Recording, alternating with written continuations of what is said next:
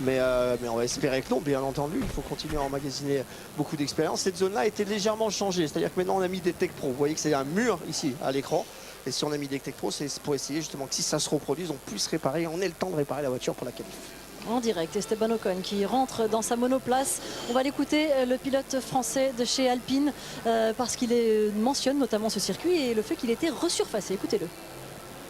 C'était hyper important parce que l'année dernière, en fait, la piste se cassait tout Esteban simplement. Ocon. Il y avait tous les petits graviers qui étaient sur la surface, qui sortaient en fait de la trajectoire et qui se mettaient sur les côtés. Donc on ne pouvait pas doubler. C'était comme si on était sur le mouillé, sur un sol mouillé, que les voitures glissaient énormément. Donc c'est pour ça qu'il y a eu peu de dépassements. C'était important qu'on change ça cette année. Donc le tarmac a l'air bien mieux.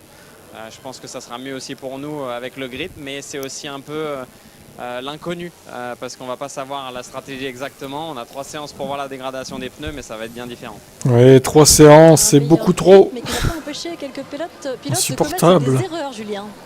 Et oui, les petits pilotes qui sont partis à la faute, certains pendant la première séance d'essai libre, plus ou moins lourdement, on l'a vu notamment avec Nico Hülkenberg, Franck le rappelait très justement. Je me suis rendu compte que j'avais pas le bon truc, sur ce pas la bonne image. image. On retrouve certaines caractéristiques de l'an dernier, au même endroit que Nico Hülkenberg, mais avec moins de conséquences pour Nick De Vries dans un premier temps. Fallait me le dire dans le chat Twitch là.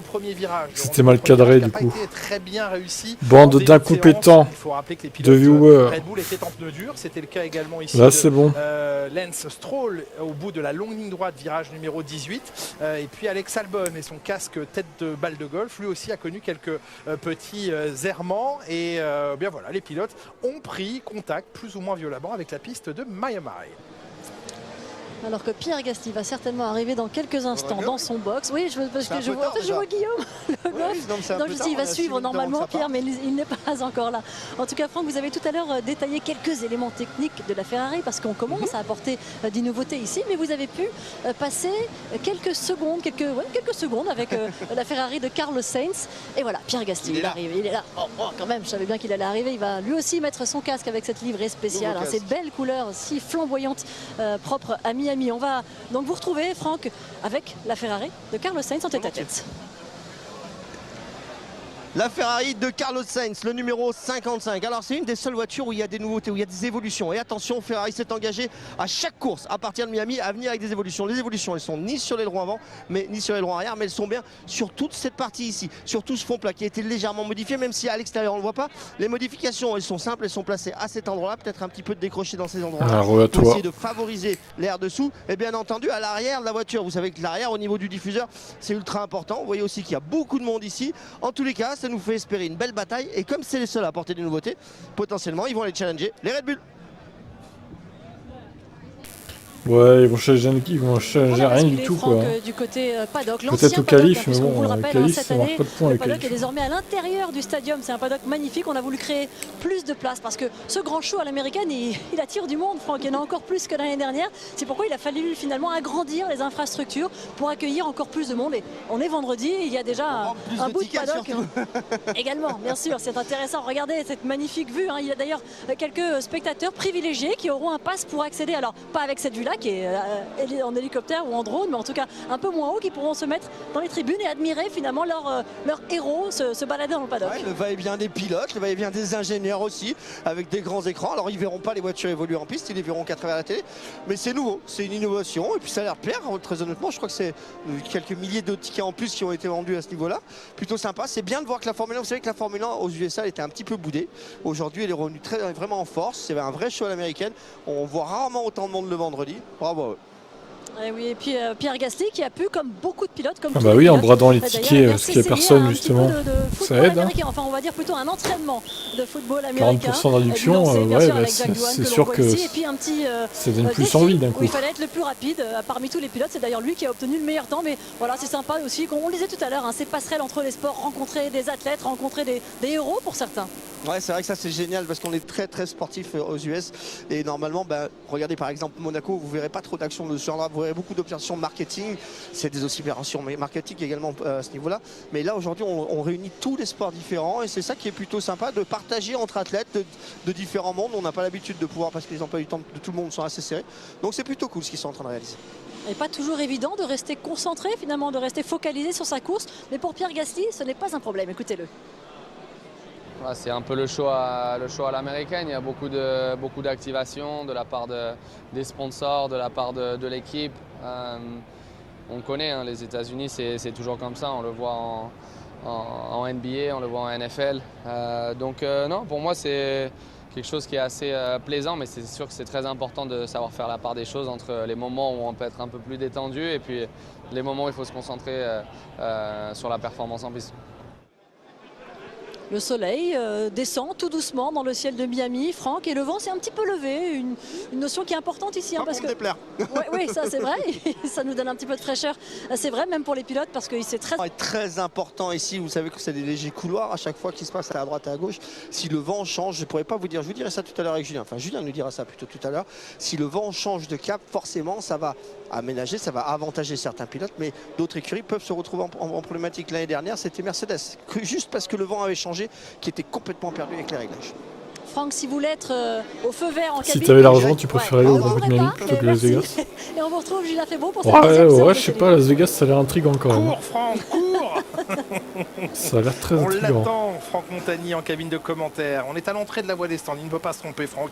Il connaît chemin de la cabine et chemin que parcourra demain Romain Grosjean, qui nous rejoindra pour les derniers essais libres ici pour la séance de qualification. Et bien sûr, le Grand Prix dimanche. 57 tours au programme dimanche sur ce nouvel enrobé posé sur le sol de Miami, qui, au dire des pilotes ce matin, alors était très vert, comme vous l'a expliqué Franck Montagny, en manque cruel de grip, sale, assez sale aussi, mais qui semble avoir un comportement quasi similaire au revêtement utilisé l'année dernière ici même. C'était un revêtement qui s'abîmait assez rapidement, qui se délitait, qui partait en petite poussière, voire en grains assez conséquents.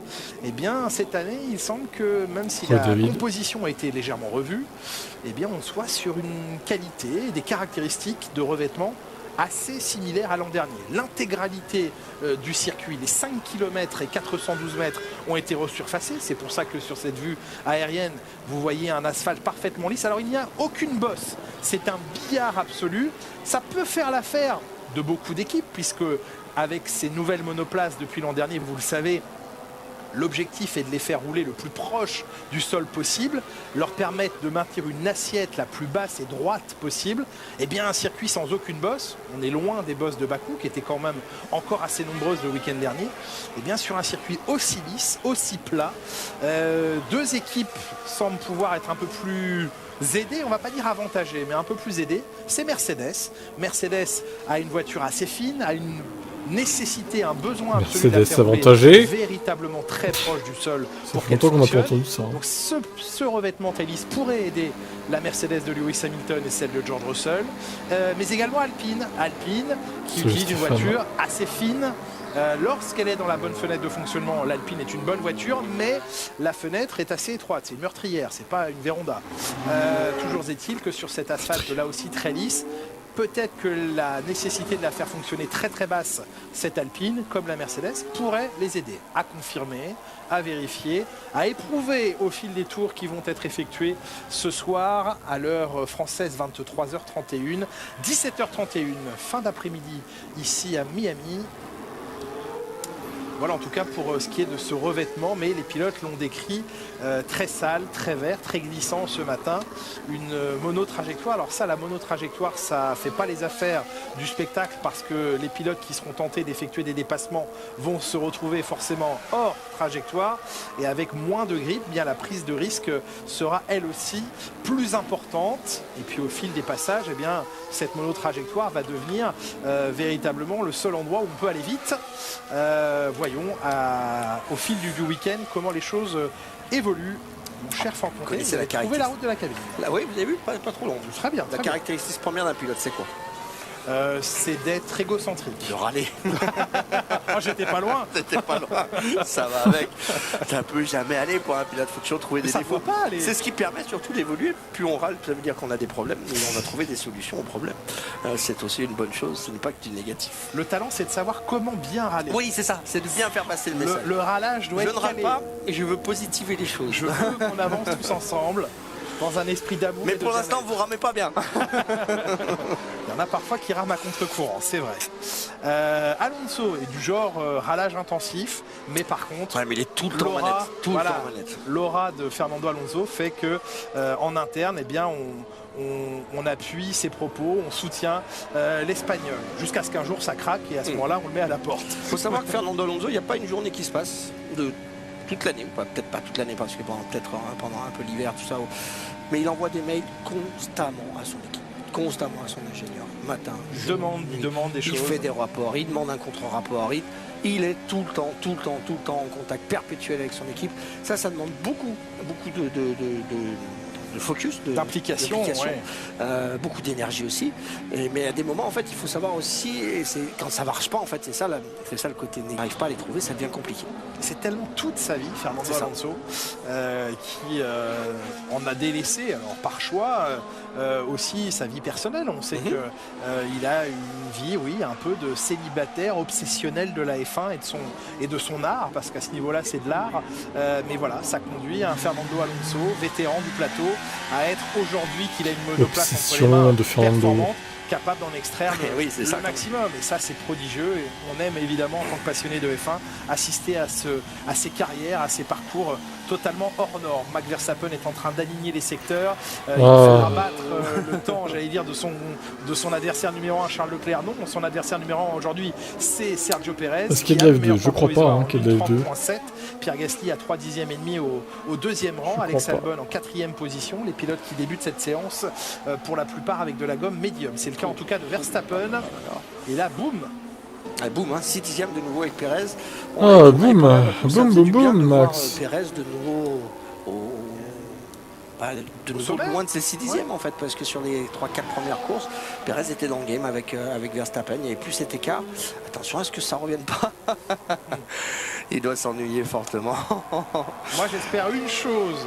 Je me permets pour une fois d'exprimer un sentiment personnel, c'est que espérons cette pause, cette retraite de Daniel Ricciardo lui permette vraiment de se reconstruire mentalement. Il a été très honnête à un tas de reprises incroyables en disant je me surestimais, je me suis vu trop beau, j'ai des défauts, j'ai des failles, et surtout qu'on retrouve le compétiteur et moins le showman. Bien sûr qu'il nous régale et qu'il nous fait sourire et qu'il est tellement sympathique ce Daniel Ricciardo, mais vers la fin il y avait quasiment plus que le show pour sauver la face. Mais parce que le show, en fait, ça permet de, enfin, vous savez, quand ça marche plus, en fait, et qu'on en est conscient, parce que c'est un garçon intelligent, c'est plus facile de faire le show parce qu'on fait rire et du coup on prend pas les questions dans la tête. Et ça, c'est une sorte d'évitement. C'est un peu comme quand on est timide, on préfère faire rire pour éviter d'être confronté à des discussions sérieuses. C'était un petit peu la même chose pour Ricciardo, mais il a l'intelligence de le reconnaître aujourd'hui. Et maintenant, à voir ce que ça va donner. On espère en tout cas qu'il va retrouver cette envie, cette flamme. Il semblerait qu'on soit sur cette pente et on aimerait beaucoup revoir Daniel Ricciardo à son meilleur niveau, parce que quel pilote, lorsqu'il pilote à son meilleur niveau, c'est un redoutable compétiteur. Je me rappelle de courses qu'on a vues à Budapest avec des freinages absolument incroyables. Enfin, ils sont tous comme ça. Si on prend n'importe quel pilote du plateau, on va retrouver des courses absolument exceptionnelles de chacun d'entre eux. Mais c'est vrai qu'il a marqué un petit peu son passage, clairement. Et pourtant, il n'a pas 55 victoires, il n'est pas champion du monde. Mais c'est un garçon tellement agréable. Voilà, attachant. Oh, c'était limite un vibreur. Pareil. Attention, Oscar. Encore une fois, on vous le rappelle, par rapport à la première séance, les voitures ici sont très dures, très basses, parce que Julien vous le disait, il n'y a pas de bosse, donc on laisse la voiture traîner par terre quasiment. Mais ça engendre forcément des problématiques lorsqu'on veut monter sur les vibreurs. La voiture réagit très mal. Une amélioration et un drapeau jaune au même moment. Alonso amélioré, le drapeau jaune dans le deuxième secteur agité. On ne voit pas de voiture arrêtée pour l'instant sur nos GPS. ça veut dire que tout va bien. Drapeau vert, de nouveau agité dans le deuxième secteur. Les Red Bull aux 2 premières positions. Verstappen, Perez, Alonso au 3e rang. Les adversaires directs de Fernando Alonso avaient assez confiance à la pause entre les 2 séances que Aston Martin avait beaucoup plus à montrer que ce qu'elle avait montré jusqu'à présent. Et est-ce que les évolutions de McLaren vont vraiment fonctionner? C'est vraiment ce qu'on attend. Chez McLaren, on a besoin de se rassurer un petit peu dans les 2 camps, que ce soit Piastri ou Norris. On n'avait pas tout à fait le même feeling sur la course de Bakou. On supposait bien sûr que ça marchait mieux, mais on manque encore de certitude. Charles Leclerc qui est en amélioration sur les secteurs de Max Verstappen. Record de secteur 1, record de secteur 2. Ouais, et Perez se prend une pilule là. Oh, Sainz se réveille, incroyable. 18 millième devant Max Verstappen, mais Leclerc est en passe là de s'emparer du meilleur temps sous la barre de la minute 30. Eh oui, 1:29.497, largement amélioré. Leclerc-Sainz, c'est à l'image de C'était quoi le temps de la pole l'année dernière? Oui, sauf que Leclerc-Sainz, c'est depuis le début de l'année. Alors, non mais la meuf là. Charles épouse-moi. Oui, n'importe quoi. Oui, c'est le qui habillé pas raisonnable. Kevin Magnussen. Oh là là, mais les 2 As là, c'est des clowns. Hein. Il a touché droit. Ah, il l'a emmené tellement loin. Oh là là là là là là. Il a failli exploser sa voiture, mais ça va. Ah oui, ça, on est d'accord. Il a eu chaud. Non, ça a l'air dit, je pense pas qu'il... Oh, c'est sauvé ça. Là, on est entre l'énorme coup de bol, le très beau rattrapage, Hamilton à la limite du décrochage, qui est obligé de court-circuiter, la chicane également. Beaucoup de bol quand même. Hein, mais elle a l'air très conduisible cette Mercedes, dis donc. Quand on la perd l'auto, on faut attaquer tout le temps. Des sorties violentes de Sainz et d'Ocon l'an dernier. Ocon, ils ont laissé un châssis, donc exactement jusqu'au bout. Il faut essayer de marquer des points, impressionner. Il y a les sponsors qui sont ici aussi. C'est le week-end où il faut pas se louper. Il doit y avoir Netflix chez As en plus, à tous les coups. Voilà. Pour la saison 5, là. C'est saison 6 du coup. C'est un petit moment qu'on ne l'avait pas aperçu.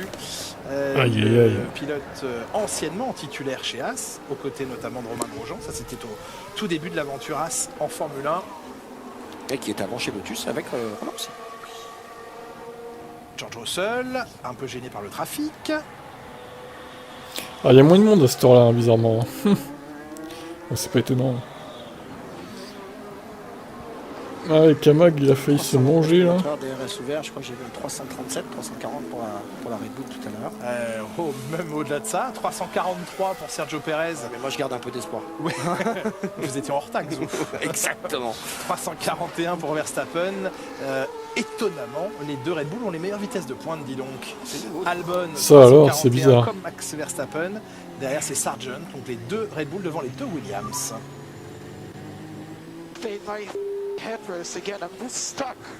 Non mais les différences de VMAX conceptuel de la tue-tête. 340, c'est les 2 seuls en 340 quoi. Il va se coller juste dessous et il va se coller sous le headrest. En fait, le headrest, Mercedes, ils sont à combien? 329 Russell, 337 Hamilton. C'est une partie qui ressemble un peu à des cornes. Et c'est derrière, en fait, catastrophique. on va normalement poser le lance juste dessous. Et ça ne doit pas coincer, mais là avec les mouvements à mon avis il en bouger un petit peu et ça fatigue beaucoup le coup et on est sur un circuit qui va fatiguer le coup parce que on est donc la pole l'an dernier c'était Leclerc en 28.796 on va aller beaucoup plus vite hein. On va aller beaucoup plus vite cette année hein.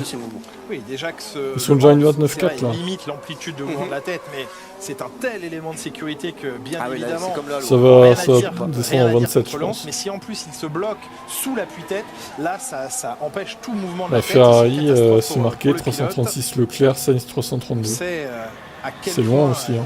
Jacques Villeneuve est un défenseur absolu du confort du pilote à bord de l'installation. Vous en êtes un autre, Franck, il faut absolument que être super bien installé dans sa voiture. Même s'ils font pas la pole Red Bull, de toute façon, ils vont bouffer ceux qui sont devant eux grâce à leur vitesse maxi en fait.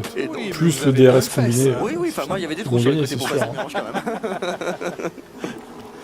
Pronostic, je vais encore mettre Verstappen premier et Perez deuxième. Hein. Plus on est bien installé, plus on s'économise, plus on est performant, plus on va loin. Mais bon, Jacques est champion du monde, mais pas moi, donc c'est clairement lui qui a raison. Rassuré, j'ai essayé le baquet d'Alonso, j'ai rentré qu'une cuisse. Hein. Ouais, ça me fait plaisir. Le reste n'est pas passé. Trop gros, Julien Febvre. Gunther, il faut sourire, la vie est belle. Déjà la Haas non, un petit la peu vie est pas mieux belle, que Gunther. ça n'était le cas en début de saison. En tout cas, pour l'instant, Hülkenberg est 9e, Magnussen un petit peu plus bas puisque Albon vient de remonter au 7e rang. Bonne nouvelle également, en tout cas, la première séance a été limpide chez Alpine. Là, les deux pilotes Alpine se positionnent au 6e et 7e rang puisqu'Alonso vient juste à l'instant de signer le 5e temps. En tout cas, à la pause, on va dire, du déjeuner, c'est un Pierre Gasly beaucoup plus serein, peu plus détendu, et de se dire, ça y est, on a passé une séance propre, clean, et ça fait du bien, clairement. Oui, puis avec des kilomètres, tout simplement. C'est ça. On emmagasine les kilomètres, on prend de l'expérience. Ou permettant de dire, là, ça patine, donc on court. Mais il y a d'autres moyens de mesurer le patinage. Et évidemment, les cylindres, il y en a 6 sur un moteur de Formule 1. Et vous n'êtes pas obligé de les allumer tous en même temps. Et puis si vous oubliez d'en allumer certains, quelques millièmes de seconde, ça peut aider. Ça patine, moi. Ça peut aider, ça peut aider. Mais c'est parce qu'on a un problème aussi là. Bien sûr. Moi, je suis toujours fan, absolument fan de toutes ces technologies en fait. Ils sont malins, les hommes sont capables d'inventer, de trouver, de développer. J'ai une histoire énorme à vous raconter. C'est parti, j'arrête tout sur le développement. Si, après il est tard. Non, mais alors on me l'a raconté à Bakou. J'en avais entendu parler, mais. C'est une histoire drôle ou c'est une histoire vraie? Alors c'est les deux. C'est une histoire vraie et une histoire drôle. Je me permets parce que 23h50, voilà, on se raconte les histoires quoi. 28-7. Les 500 bases d'Indianapolis. On a fait. Non, mais il a fait le temps de. Il a déjà fait mieux Norris que le temps de l'année dernière.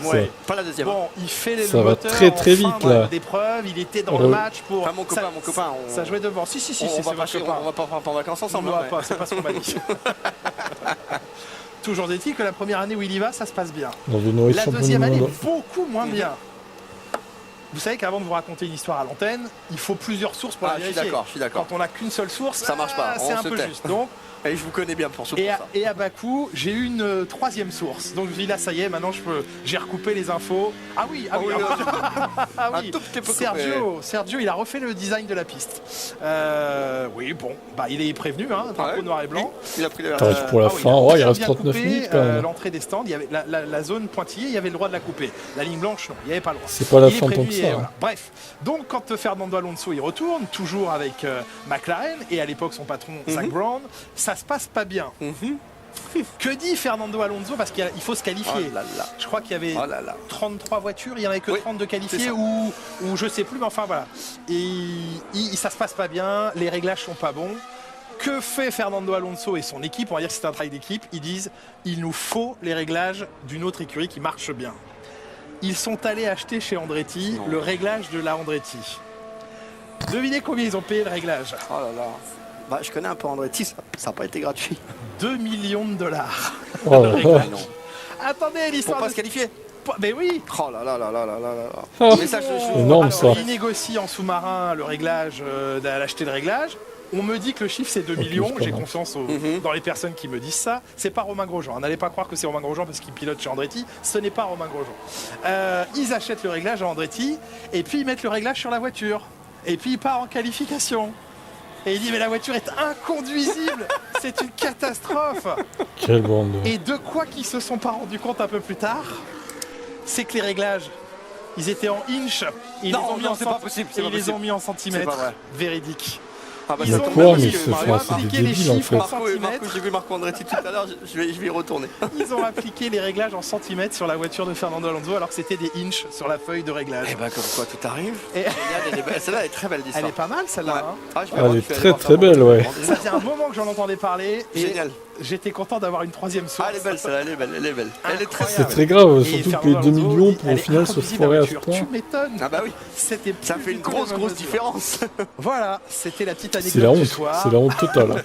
Nickel, avant minuit, on est bien. On est bien, 23h52. Bon, on se reconcentre sur la Formule 1, bien sûr. Bien entendu. Ça se fait régulièrement. Et on m'a dit, alors maintenant que les équipes s'embêtaient plus à acheter les réglages une fortune, parce qu'avec les téléobjectifs et les espions, ils arrivent à photographier les feuilles de réglage. Alors, ce qu'ils ne peuvent pas avoir, c'est les réglages de suspension. Oui, alors par contre, vous savez qu'aussi, Le Hans, on parle du Hans. Ah oui, c'est vrai. Ça, c'est le Hans qui est coincé derrière le... Paul Monaghan qui discute avec Joe Bauer. Grand mentor de Fernando Alonso à l'époque de Renault. Oui, absolument. Oui, donc... Mais il photographie maintenant de loin les feuilles. Vous savez qu'aussi que dans le parc fermé, les voitures sont à capot ouvert, contrairement à la Formule 1. Ouais. Donc si vous passez un petit peu par là et que vous regardez, on a le droit, entre guillemets, bien entendu, de copier un petit peu la base, on va dire. C'est assez facile, sachant que c'est quand même une catégorie, pas monotype, mais presque. Ça aide quand même lourdement les choses. Ouais. Et aujourd'hui, en Formule 1, déjà, on est capable d'aller chercher des détails de fou. Mais il y a tellement d'aérodynamisme qui change les choses dans chaque écurie que c'est pas que ça sert à rien d'aller copier. Tandis que là-bas, l'aéro, c'est la même pour tout le monde. Et on va faire du réglage mécanique. Et forcément, ça aide un petit peu. Ah non, mais c'est même pire que ça, c'est 345 pour Pérez. Bien évidemment, on vous l'a déjà dit, on vous le rappelle, hein, les écuries, toutes les écuries engagent des photographes. Incroyable. Avec des téléobjectifs pas possibles pour avoir des photographies ultra précises de un maximum de pièces des écuries adverses. Ce qui fait qu'aujourd'hui, toutes les équipes ont la Red Bull sous toutes ses coutures.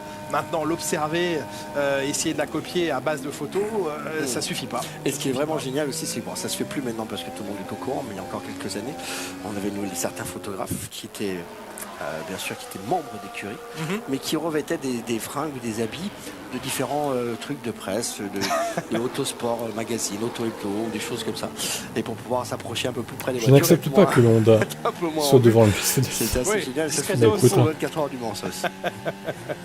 Le Hans s'est coincé, on veut décapiter Max. C'était voilà, c'est un coup de Mercedes. Alors vous savez, quand vous voyez un membre d'une équipe adverse devant votre stand et que vous partez en pré-grille, par exemple d'une course de rallycross, vous mettez les mauvais pneus et puis vous les changez sur la pré-grille et vous plantez le petit copain d'à côté. Il n'avait qu'à réfléchir par lui-même. Exactement. Allez, Leclerc, il est pas dans la réflexion, il est dans l'action. Dommage. Le deuxième secteur était le plus rapide. Il est dur ce freinage là. Hein. Et malheureusement, évidemment, Charles Leclerc oui, là, très belle anecdote. Un très beau premier et deuxième secteur. Le blocage de roue le met un petit peu dans l'embarras, en tout cas pas pour... Je vais peut-être même l'extraire du live et la mettre en vidéo. Parce que les pilotes, vous le constatez, Team Motorsport, se sont mis à rouler avec de la gomme tendre. Pour que les gens écoutent ça, parce que quand même, c'est trop quoi. C'est une pépite, cette histoire. C'est frustrant, surtout le dernier virage. C'est-à-dire qu'on sait à ce moment-là exactement le temps qu'on va faire. Hein. C'est écrit sur le tableau de bord. Il reste celui-ci et après c'est réglé. Hein. Voilà, il y a peu de chances qu'on se loupe de beaucoup. Et si.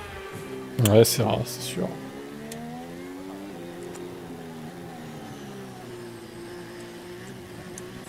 C'est bien passé pour ça pour Sergio. C'est très propre ça pour Sergio. Hein.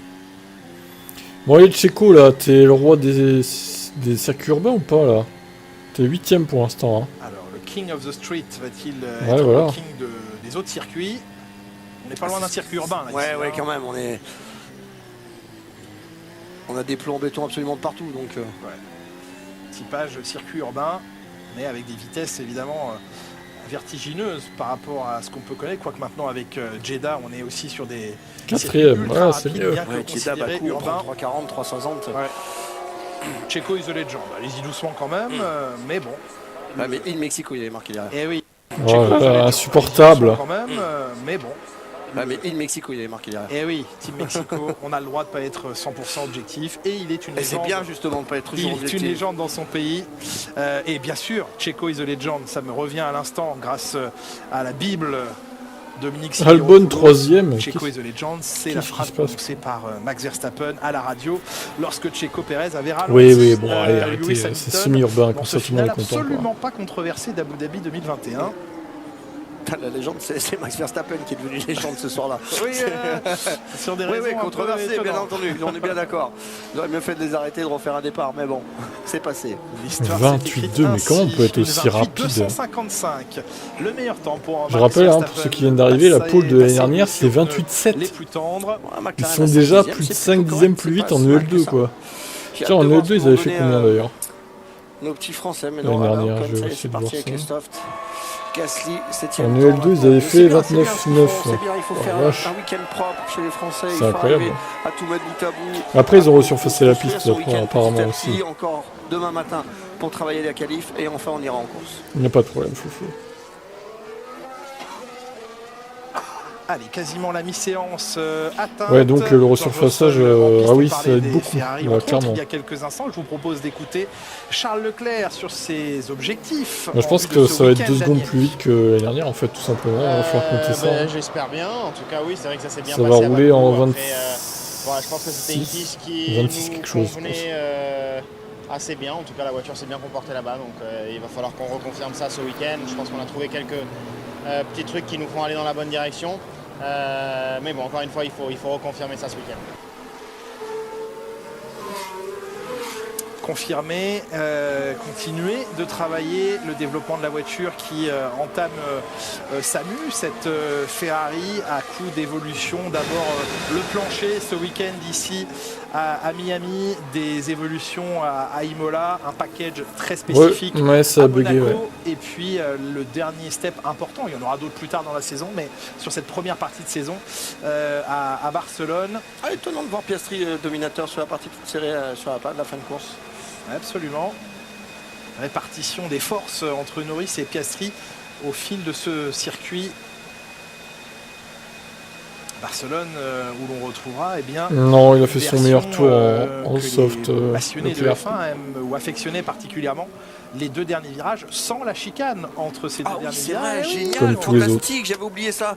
Quand j'ai vu ça, je m'en étais réjoui. On se réjouira. Ça va être génial, super. Enfin, on n'aura pas beaucoup plus de dépassements, mais au moins on verra des autos à l'œuvre. Ça va passer fort dans le dernier virage. Normalement, les 2 derniers s'affrontent. Oui. Ou l'avant-dernier aussi, vous pensez? C'était le cas en tous les cas. Ça va être bien. Dernier c'était à fond et le numéro 3 c'était à fond. C'est-à-dire vous faisiez 20 tours, vous n'avez plus de coups. Le 3, le 9 aussi au sommet de la bosse. Le 9 on lâche un chute. Un petit chute. Oui. Avec la charge maintenant des monoplaces. En tout cas, Barcelone, ça va aller très très très vite. C'est chouette. Et on se languit, il fera partie d'un triplé de Grands Prix, puisque vous le savez, il y a 2 moments de la saison où nous enchaînons 3 Grands Prix en 3 semaines, et la première de ces 2 séquences arrive à partir du prochain Grand Prix dans 15 jours. C'est ça, c'est indécent quoi. De Monaco, suivi immédiatement. Le mec va être milliardaire à la fin de sa carrière en fait. On enchaînera États-Unis, Mexique, Brésil. Ça va être aussi un grand moment. Allez, il s'est rangé Charles Leclerc pour laisser passer son coéquipier. Carlos Sainz qui sur son 2e tour a réussi à faire le 2e temps, pas très loin, un 10e et demi de Leclerc, de Verstappen, pardon. Allez, petit test puis maintenant pour Carlos. C'est toujours agréable.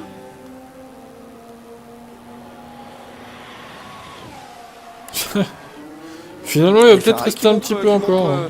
Les dents sur ce Grand Prix qui prouve histoire d'arrondir les fins de mois. En tous les cas fonctionnent. On sait que la voiture, la Ferrari, est vite sur un tour, ça il n'y a pas de problème. Elle reste à confirmer sur les longs.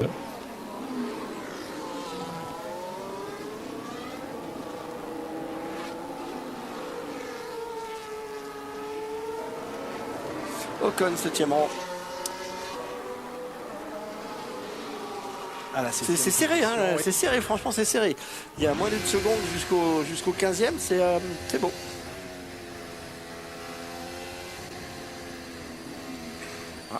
C'est là. Le sous-virage, le sous-virage.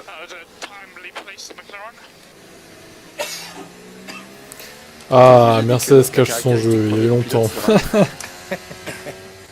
Mais alors vous avez toujours remarqué que George Russell râlait avec classe. Bien sûr. Sacré Fabien. Un vrai gentleman anglais. Mais oui, absolument. Princess George. Ça lui va très bien.